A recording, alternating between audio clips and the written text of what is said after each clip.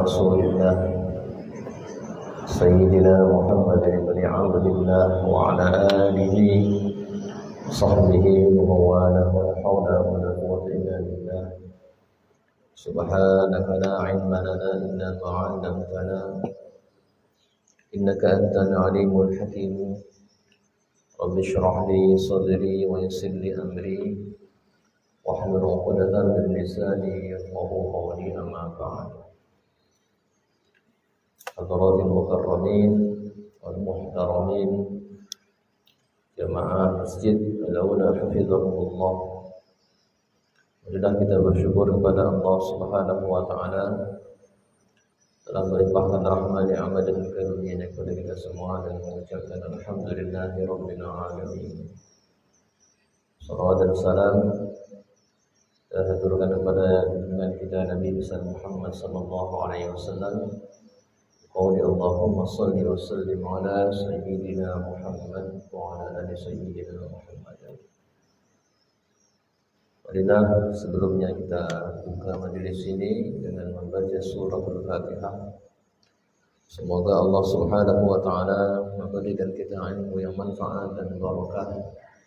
Semoga dengan majelis yang mulia ini Allah turunkan rahmat, ampunan, taufik, hidayah, inayahnya, memberi kita kesehatan, sakit disembuhkan, diangkat penyakitnya.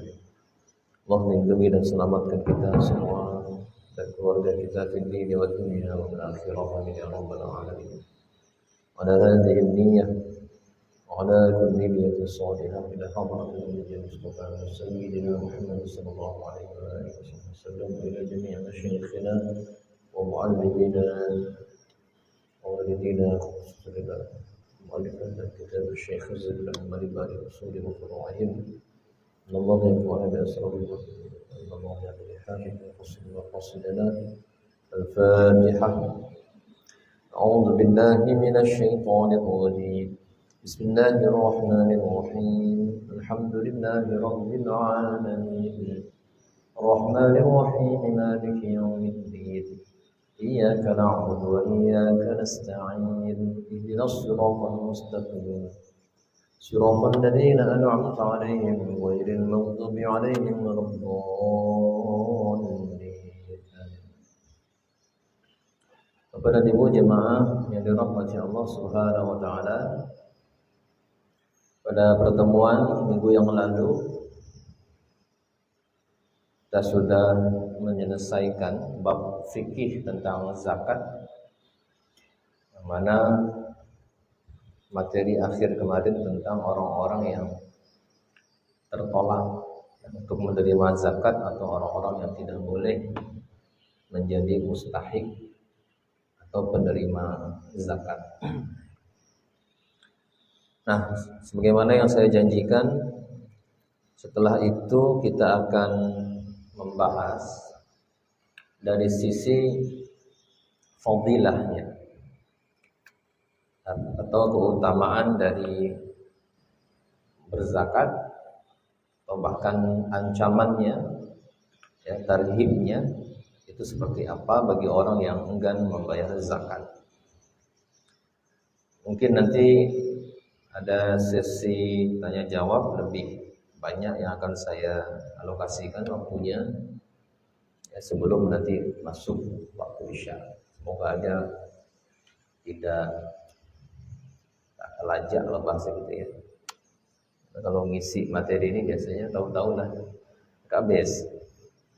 Baiklah Bapak Ibu, saya ambil dalam kitab Irsyadul Ibad ila Sabilir Rasyad. Kitab ini ditulis oleh Syekh Zainuddin Al-Malibani, pengarang kitab Fathul Mu'in. Ya, kitab Fathul Mu'in ini terkenal dengan kajian yang komprehensif ya dalam bab fikih, tetapi dia masih mazhab Imam Syafi'i ya. Kalau Fathul Mu'in ini sudah kajiannya tinggi lah dalam dunia pesantren. Kalau orang sudah menguasai kitab Fathul Mu'in, itu sudah teruji secara ilmu fikihnya. Ya, ya, ilmu fikihnya. Nah, yang kita pelajari kemarin itu adalah kitab yang masih dasar ya, tentang fikih, yaitu kitab Taqrib ya. Taqrib ini sebenarnya juga menjadi dasar dari kitab-kitab Fathul Qorib, Fathul Wahab, Fathul Mu'in ya. Karena mengambil materi nazamnya dari situ. Baik, Bapak dan Ibu yang dirahmati Allah, dalam kitab ini kita lihat bab zakat ya. Bismillahirrahmanirrahim. Qala al-musannif rahimahullahu ta'ala wa nafa'na bihi wa bi 'ulumihi fid dharain. Bab zakati, bab tentang zakat. Qala Allah Ta'ala, Allah Subhanahu wa taala berfirman dalam Al-Qur'an, wa wailul lil musyrikin, dan celakalah bagi orang-orang yang musyrik, menyekutukan Allah. Alladzina la yu'tuna az-zakata, yaitu orang-orang yang tidak mau membayar zakat.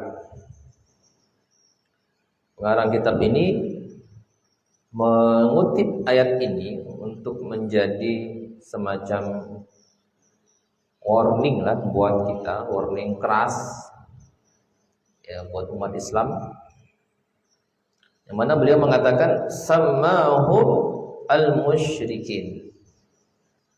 Ini menunjukkan bahwa orang-orang yang tidak membayar zakat itu disebut sebagai orang musyrik. Di pengertian mafhumnya seperti itu. Kalau lihat ayat ini kan, celakalah orang-orang yang musyrik. Siapa itu? Yaitu orang-orang yang tidak mau membayar zakat. Jadi seolah-olah orang yang tidak membayar zakat itu dalam Al-Quran ini, ayat ini dikatakan tergolong orang-orang musyrik. Nauzubillah. Maka dari itulah sampai Sayyidina Abu Bakar As-Siddiq ya, sepeninggalnya Rasulullah, beliau ketika menjadi khalifah, yang menjadi tugas berat beliau adalah memerangi orang-orang yang enggan membayar zakat. Itu diperangi lah, bukan hanya ditegur ataupun dikasih warning, diperangi. Jadi betapa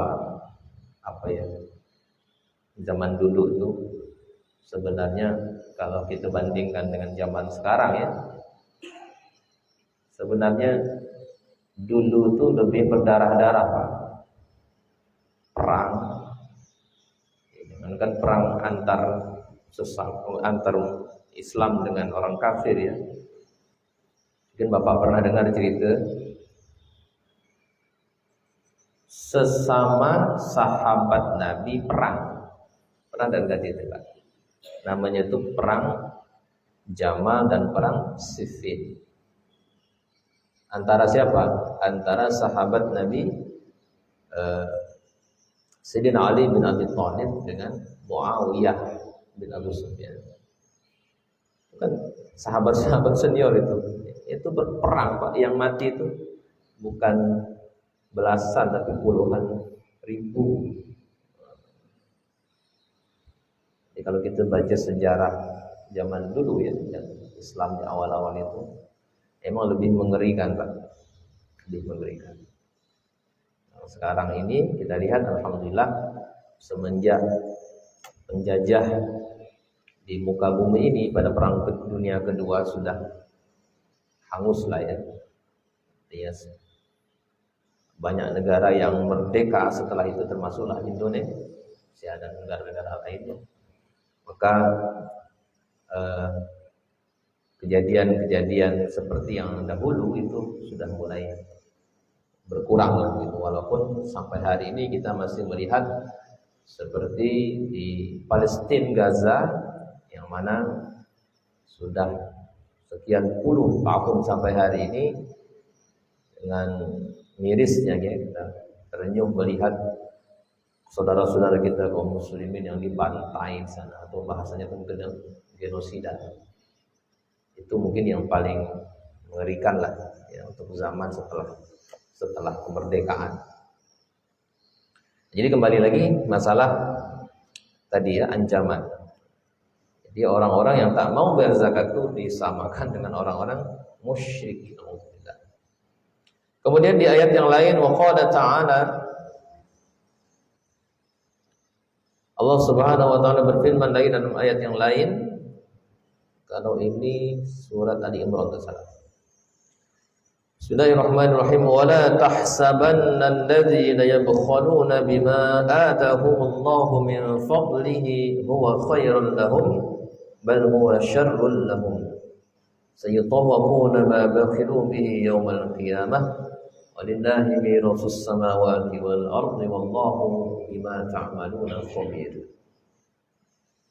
Janganlah sekali-kali kalian mengira bahwa orang-orang yang bakhil terhadap apa yang telah Allah anugerahkan kepada mereka dari karunia-Nya, maksudnya harta dan lain sebagainya, huwa khairan lahum, kebakhilan itu mereka anggap baik bagi mereka.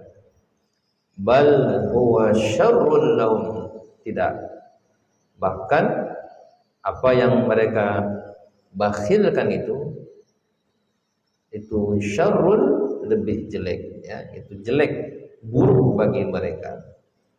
Sayutawwaquna ma bakhilu bih, maka di hari kiamat kelak apa yang mereka bakhilkan itu, maksudnya yang tidak mereka bayarkan haknya karena bakhilnya, kebakhilan mereka itu di hari kiamat nanti akan menjadi kalung. Jadi harta benda yang dibakhilkan tadi itu akan dikalungkan ke leher mereka pada hari kiamat nanti, dan seterusnya.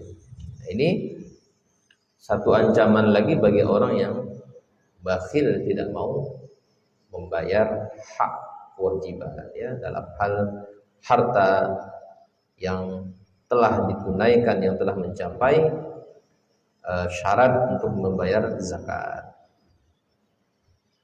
Nanti ada hadisnya yang berkaitan dengan ini tentang bagaimana mengerikannya di hari kiamat nanti siksa, bahwa orang yang bakhil itu nanti, yang tidak mau membayar zakat itu tadi, akan dikalungkan lehernya dengan seekor ular yang sangat besar, yang nanti akan menggigit ya kepala mereka. Itu nanti kita akan sampai ke situ. Kita lihat lagi hadis yang ayat yang lain. Ayat berikutnya dalam surat At-Taubah. Di sini enggak disebutkan ini ayatnya. Surat At-Taubah. Bismillahirrahmanirrahim. Wa qala ta'ala walladzina yaknizuna adh-dhahaba wal fiddah wa la yunfikunaha fi sabilillahi fabashshirhum bi'adzabin alim. Dan orang-orang yang menyimpan atau menyimbun emas dan perak dan mereka tidak mau menginfakkannya di jalan Allah, maka berilah kabar gembira kepada mereka dengan azab yang pedih. Lalu Allah jelaskan azabnya apa? Yauma yuhma 'alaiha fi nari jahannam fatukwa biha jibahuhum wa junubuhum wa dhuhuruhum. Hadza ma kanaztum li anfusikum fadzuqu ma kuntum taknizun. Pada hari itu dipanaskanlah harta-harta yang mereka tidak infakkan itu, maksudnya emas perak tadi, di neraka jahanam. Lalu fatukwa, digosokkan ya dengan lempengan harta yang sudah dipanaskan tadi itu, digosokkan kemana? Jibahuhum, jibah itu kening, di kening mereka, wa junubuhum, dan di lambung mereka, wa dhuhuruhum, dan di punggung mereka. Jadi ini bahasa kiasan aja, tapi intinya semuanya gitu. Semua tubuhnya nanti digosokkan menggunakan harta yang mereka bakhilkan dulu sejak di dunia. Jadi, alhamdulillah, itu salah satu siksa bagi orang nanti di hari kiamat kalau enggan membayar kewajiban zakat. Kalau bahas segitu disetrika, Pak. Jadi rupanya di neraka jahanam itu ada setrika juga. Bukan hanya di dunia ni buat musuh. Tapi itu khusus setrikanya untuk orang-orang pelokek, orang-orang bakhil kedekut. Alhamdulillah. Ya. Semoga kita terhindar dari sifat-sifat bakhil seperti ini. Lalu dikatakan hadza ma kanastum, rasakanlah inilah yang dulu ika-ika simpan, ika-ika timbun emas dan perak itu. Ya. Fadzuqu ma kuntum taknizun, dan rasakanlah apa yang dulu kalian taknizun, yang pernah kalian simpan itu. Artinya mereka enggan saking pelokeknya itu, ya, mereka timbun harta itu tak mau mereka infakkan. Jadi bahaya juga kalau kita suka menimbun-nimbun harta. Padahal saya bilang kan di pertemuan kemarin surat Al-Humazah, ada orang yang diancam juga, yaitu orang yang alladzi jama'a malahu wa 'addada. Orang yang suka jamak itu mengumpulkan, wa 'addada menghitung. Apa? Malan, mengumpul dan menghitung harta. Tak tercela, semua orang mungkin pernah melakukan itu. Yang tercela itu yahsabu anna malahu akhlada. Yang mereka mengira bahwa hartanya itu akan mengekalkan. Kalla, kata Quran, jangan begitu. La yumbadzanna fil hutama. Ya, nanti Ika akan mencampakkan ke neraka hutama. Wa ma adraka man, tahukah kalian neraka hutama itu? Narullahil muqadah. Itulah apinya Allah yang menyala. Allati tattali'u 'alal afida. Yang saking panasnya nyala api itu menembus ke dalam hati. Nauzubillah. Itu ayat lain yang bicara tentang itu.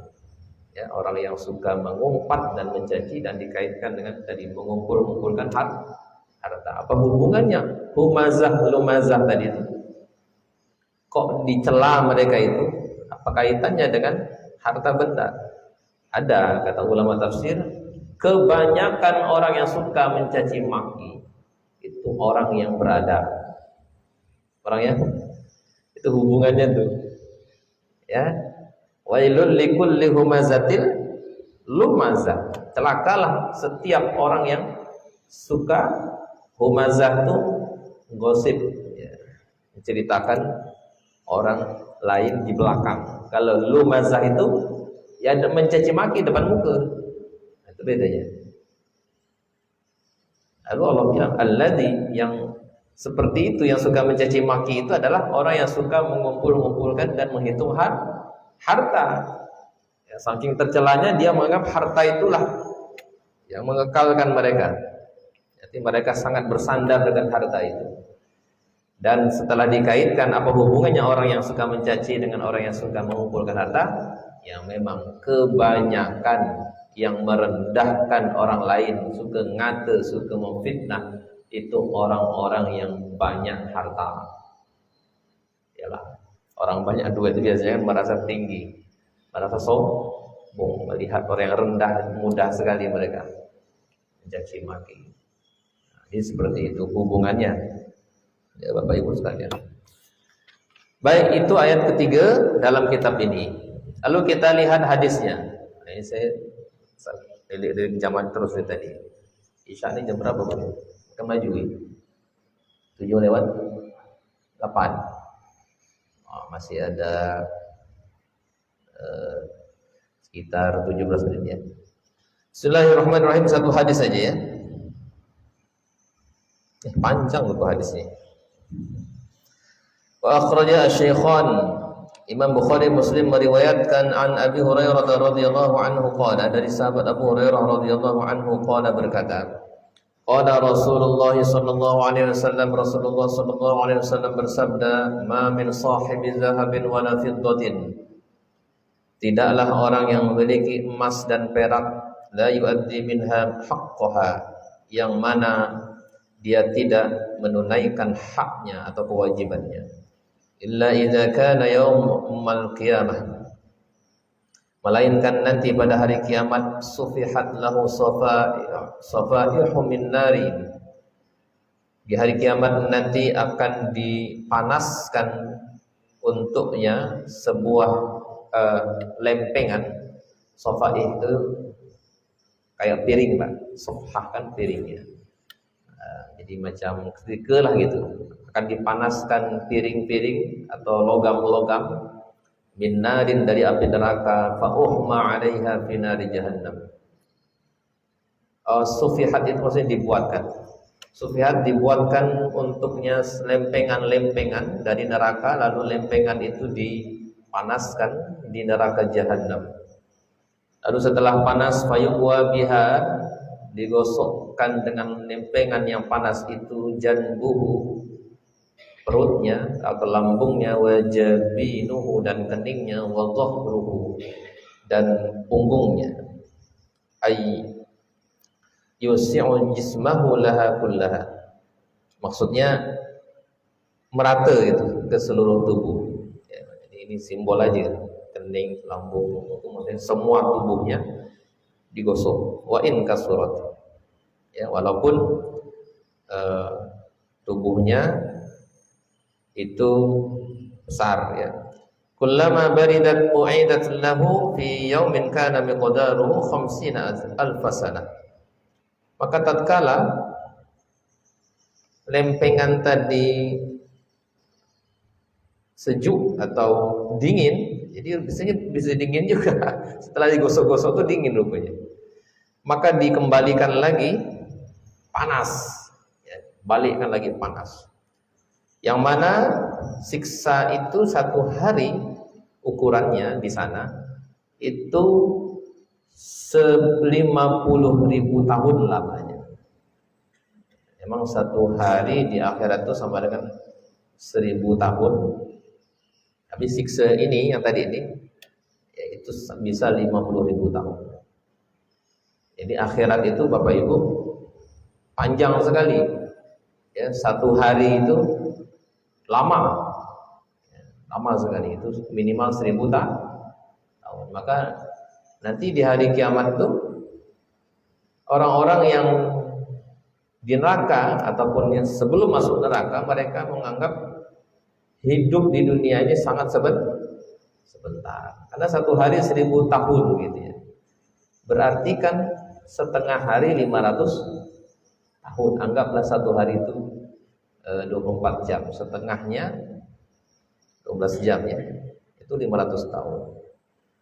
Berarti 12 potong setengah lagi 6 jamnya 250 tahun. Potong lagi separuhnya 3 jamnya 150 ya. Ya kan? Tinggal dikonversikan aja terus tuh. Jadi betapa sikitnya. Jadi kalau kita hidup misalnya hanya 70 tahun ya di dunia ini, tinggal dibagi aja tuh 1.000 tahun berapa. Nah, ya makanya sebentar, hidup itu sebentar. Ya gitu aja ngitung. Ya paling setengah hari lah kita nih, macam setengah hari hidup. Ya Allah, betapa singkatnya. Ya, kita selalu anggapnya lama, padahal sebentar. Kemudian hatta yuqadha bainal ibad, sehingga diputuskanlah antara hamba-hamba, maksudnya yang disiksa itu, fayarasabilahu, maka mereka akan melihat tempatnya atau jalannya, imma ilal jannah, apakah di surga, wa imma ilan nar, apakah di neraka. Qila ya Rasulullah, kemudian ditanya, ada sahabat yang bertanya, wahai Rasulullah, fal ibilu, bagaimana dengan unta? Maksudnya orang yang tak mau membayar zakat unta. Bagaimana kalau ada orang enggak mau membayar zakat unta? Qala wa sahibu ibil. Ya, ya. Orang yang memiliki unta pun la yu'addi minha haqqaha, yang mana dia tidak membayar zakatnya, wa min haqqiha halabuha, dan di antara hak kewajibannya adalah air susunya.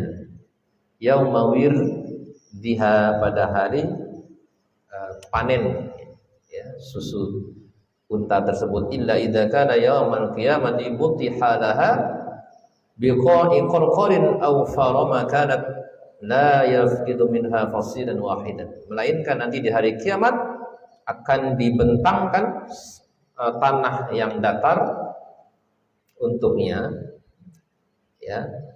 Kemudian yang mana nanti unta-unta itu akan memenuhi tanah datar itu, tidak ada satu jengkal tanah pun yang kosong, semuanya terisi dengan unta-unta itu. Tata'uhu bi akhfafiha, lalu unta itu menginjak-injak orang itu dengan kakinya, wa ta'addahu bi afwafiha, dan menggigit dengan mulut unta itu. Kullama marra alaihi aulaha rudda alaihi ukhraha. Maka ketika unta yang pertama tadi sudah menyiksa, ya, lalu sampai terakhir, lalu dibalikkan lagi yang akhir tadi itu, diputar ya, berputar-putar bergilir terus. Setelah habis putar lagi, habis putar lagi, diinjak, digigit terus begitu dan seterusnya. Yaumin fi yaumin kana miqdaruhu, yang mana satu hari siksanya mereka itu tadi ukurannya adalah 50 alfasanah, selama 50.000 tahun lamanya. Na'udzubillah, hatta yuqda bainal ibadi fa yara sabilahu imma ilal jannati wa imma ilal nar. Sehingga diputuskanlah setelah itu perkara hamba-hamba itu, lalu mereka melihat tempatnya apakah di surga ataupun di neraka. Qila ya Rasulullah, kemudian ada yang bertanya lagi, wahai Rasulullah, fal baqaru wal ghanamu, bagaimana dengan sapi dan kambing? Maksudnya kalau mereka tak bayar gimana? Qala wala sahibu baqarin wala ghanamin, iya, sama orang yang memiliki lembu ataupun sapi ataupun kambing, la yu'addi minhuma haqqahuma, yang mana mereka tidak mau menunaikan kewajiban zakatnya, illa idza kana yaumal qiyamati mutihadaha biqa'i qarqarin, melainkan pada hari kiamat nanti akan dibentangkan ya dataran luas, la yafqidu minha syai'an laisa fiha aqsa'u wala jalha'u wala waqba'u, yang mana di tanah datar itu tidak luput satu pun hewan itu berada di sana. Ya, tidaklah hewan-hewan yang bertanduk berkuku, ya, dan yang memiliki ya tanduk yang keras itu ya. Mereka hewan-hewan itu akan tantahuhu, menanduk bikuruniha, dengan tanduk-tanduknya, wa tatahuhu bi adhafiha, dan menginjak-injak orang itu dengan kaki-kakinya. Ulama marra alaihi aulaha rudda alaihi ukhraha, kalau sudah selesai yang pertama tadi sampai yang akhir balik lagi, ya, diputar terus seperti itu. Fi yaumin kana miqdaruhu 50 alfasanah, yang mana satu hari disiksa itu sama dengan di sana itu 50.000 tahun namanya. Hatta yuqda bainal ibadi, sehingga setelah selesai disiksa diputuskanlah hamba itu, fayara sabilah, maka dia akan melihat tempatnya nanti, imma ilal jannati, apakah di surga, wa imma ilan nar, apakah tetap di neraka. Na'udzubillah. Hadis riwayat Bukhari ini sahih ya. Inilah diantara ancaman siksa bagi orang yang tidak mau membayar zakat ya. Karena itu kita semua mengkaji ya sisi fikihnya ataupun dari sisi hukumnya, semata-mata agar kita paham ya, supaya kita saat memang sudah memenuhi syarat untuk bayar zakat, ya kita tahu cara bayar zakat itu seperti apa. Ya, jangan sampai kita rajin sedekah tapi tak berzakat, rajin sholat tapi tak bayar zakat. Itulah Bapak Ibu sekalian yang bisa saya sampaikan materinya. Nanti kita lanjutkan lagi di pekan yang akan datang. Baik, wallahu a'lam. Silakan bagi yang ingin bertanya, kami buka pertanyaan.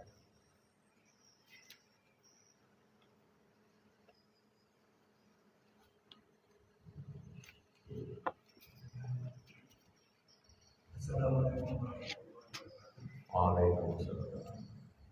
Saya seorang katakanlah orang yang mampu atau orang kaya, tapi dia tidak membayar zakat bertahun-tahun dan tapi entah bagaimana mendengar azab bagi orang yang membayar zakat itu, dengan saya beli, dia mulai membayar. Takut. Pertanyaan saya, bagaimana zakat dia yang membayar yang bertahun-tahun?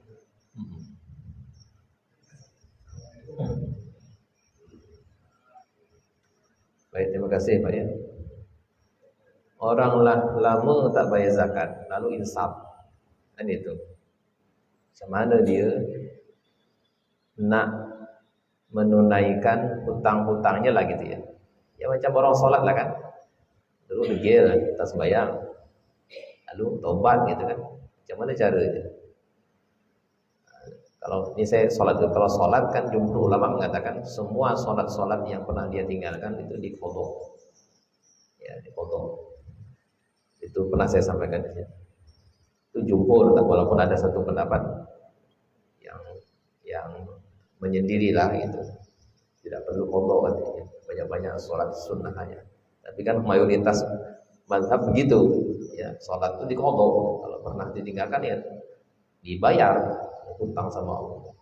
Bagaimana kalau hutangnya itu zakat gitu ya, bukan sholat gitu kan? Lama 10 tahun. Maka kalau dia paham ya tentang kriteria kapan dia wajib bayar zakat, dia perkirakan aja Pak. Tapi memang zaman dulu dengan zaman sekarang kan kurs harga emas ya, itu kan beda Pak ya.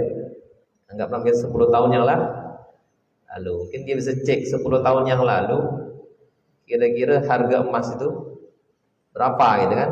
Artinya dia nak tahu dulu nih apakah 10 tahun yang lalu saya sudah wajib atau tidak gitu kan. Jadi dia perlu juga mengira-girakan kapan dia wajib tuh Pak. Kapan dia wajib. Artinya tak semua orang yang berada punya duit itu dia wajib zakat. Dia harus memenuhi kriteria. Ya, misalnya zakat harta, zakat orang yang punya uang banyak.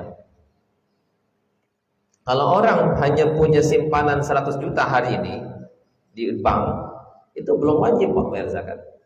Kenapa? Karena kadar nisabnya itu 85 gram emas, seukuran itu. Hari ini satu emas murni kan 1,7 sekian. Kali 85 gram itu kan baru 160 juta. Jadi hari ini kalau orang ketika punya uang 170 anggaplah itu yang dia simpan, barulah dia kena kewajiban zakat. Jadi kalau di bawah itu tak kena. Nah, dia harus ngira-ngira tuh Pak. Kira-kira dia kena wajib berzakat itu tadi itu kira-kira tahun berapa gitu. Nah, jadi tak mesti juga mulai dia punya duit yang banyak gitu. Karena harus sampai nisab dulu baru kena, dan sampai nisab pun sebenarnya belum tentu dia kena juga Pak, karena harus diputar setahun stabil uang 170 juta, boleh kurang selama setahun. Artinya bisa jadi dia punya uang misalnya 200 juta, ternyata di pertengahan tahun dipakai separuhnya tinggal 100, kan tak wajib akhirnya. Jadi gitu Pak. Jadi susah juga nanti dia mengira-ngira gitu. Kapan ya saya mulai ya? Tapi kalau memang dia dah dari awal punya duit anggaplah 200 juta, makin lama makin naik 300 juta, makin lama naik. Nah, kalau duit itu makin naik nih terus, saya rasa bisalah dihitung dari mulai dia punya duit itu tadi itu 200 juta tadi Pak. Dia kira-kirakan aja lah. Berarti kalau dia punya duit 200 juta, ya, maka zakat 2,5-nya kan 5 juta. Oh, saya zaman ini punya uang sekian, seharusnya saya zakatnya 2,5% dari uang sekian itu sekian. Itu tahun sekian. Nanti dia tahun depannya kan membayar zakat itu kan per tahun, ya. Tahun berikutnya kira-kira berapa uangnya? Ya. Oh sekian, 300 juta, naiklah tabungan saya 300 juta, berarti 7,5 juta kan dari 2,5%. Lah tinggal di total aja setiap tahun tuh sekian. Nah, untuk kehati-hatian mending dilebihkan gitu. Artinya kalaulah anggaplah setahun saya 5 sampai 10 juta. Sementara dia belum bayar zakat tuh 5 tahun, berarti kalau dia mau hati-hati, udahlah saya hitung 10 aja lah. Gitu ya. Setiap tahun 10 kali 5, 50 juta. Sementara uangnya hari ini dia pegang mungkin 1 M misalnya. Itu sangat sedikit sekali. Artinya lebih baik untuk kehati-hatian gitu dia mengeluarkan itu. Ini namanya rapel bayar utang namanya. Ya. Cuma kan kita karena dulu belum paham gitu kan, jadi ngitungnya tuh tak terhitung kemarin itu. Jadi dikira-kira kan aja lah Pak, menurut saya dikira-kira. Tapi untuk kehati-hatian mending dilebihkan gitu kan. Ini niat saya zakat saya nih, paling saya belum bayar, saya lebihkan aja. Mungkin begitu jawaban saya. Nah, cara ini. Lagi ada yang bertanya?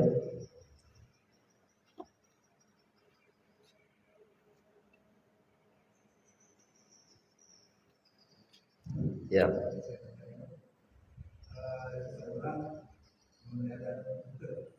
Untuk Bu.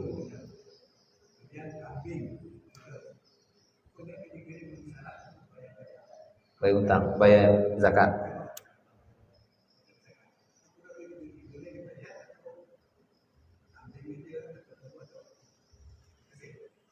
Iya, kalau dia punya 3 hewan ternak ini, unta, sapi, dan kambing ya, ketika semuanya sudah mencapai nisabnya dan memenuhi syarat, ada sudah saya jelaskan syaratnya. Dia harus minimal digembalakan setahun. Lalu dia tidak dipekerjakan. Katanya sapi itu tidak untuk kendaraan, tidak untuk membajak gitu ya. Kemudian hewan-hewan itu dilepas saja di padang rumput, bukan dicarikan makan, apalagi dikandangkan. Kalau sudah memenuhi syarat itu dan mencapai nisabnya, kalau unta itu 5 ekor nisabnya, lembu sapi itu 30 ekor, lalu kambing itu 40 ekor minimalnya tuh, maka dia wajib bayar semuanya. Saya dia unta 5 ekor, maka 1 ekor kambing ya, umur setahun yang betina dia bayarkan untuk zakatnya. Punya sapi 30 ekor, 1 ekor sapi betina ya, umur minimal setahun. Kemudian kambing ketika sudah sampai 40, 1 ekor kambing. Jadi begitu, tetap 3-3-nya dibayarkan Pak. Jadi bukan salah satunya ya, bukan salah satu, asalkan memenuhi syarat tadi. Wallahu a'lam. Sudah?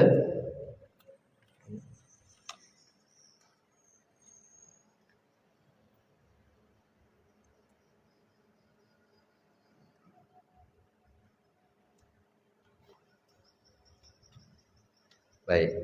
Sekarang ini ada aplikasi bayar zakat, Pak. Di situs NU online ya, Nahdlatul Ulama NU online. Di situ ada aplikasi, kita nak bayar zakat, menghitung itu macam mana caranya, sudah ada tuh aplikasi. Jadi tinggal kita masukkan duit kita sekian, keluarlah zakatnya sekian. Untuk memudahkan aja itu, kalau kita payah-payah ngitung Pak, itu sudah ada tuh ya. Yang saya tahu itu, kalau Basnas saya tak tahu, mungkin ada juga, pasti ada itu ya, aplikasi hitung zakat. Jadi sekarang udah mudah lah, tak perlu lagi ke kantor Basnas, tinggal buka aplikasi site bisa bayar secara online juga bisa ya. Nah, Tapi alangkah baiknya bayarnya itu kalau kita melihat di sekitar kita lebih membutuh, lebih baik kita bayar sendiri. Kasih. Nah, kalau ke Basnas kan nak diputar lagi itu begitu. Ya. Baik, itu saja, demikian, semoga bermanfaat. Lebih kurangnya mohon maaf. Wallahul muwaffiq ila aqwamit thoriq. Subhanakallahumma wa bihamdika asyhadu an la ilaha illa anta astaghfiruka wa atubu ilaik. Allahumma anfa'na bima 'allamtana wa 'allimna ma yanfa'una wa zidna 'ilma. Sallallahu ala sayyidina Muhammadin wa ala alihi wa sahbihi ajma'in. Alhamdulillahi rabbil alamin. Wal 'afwu minkum. Assalamualaikum warahmatullahi wabarakatuh.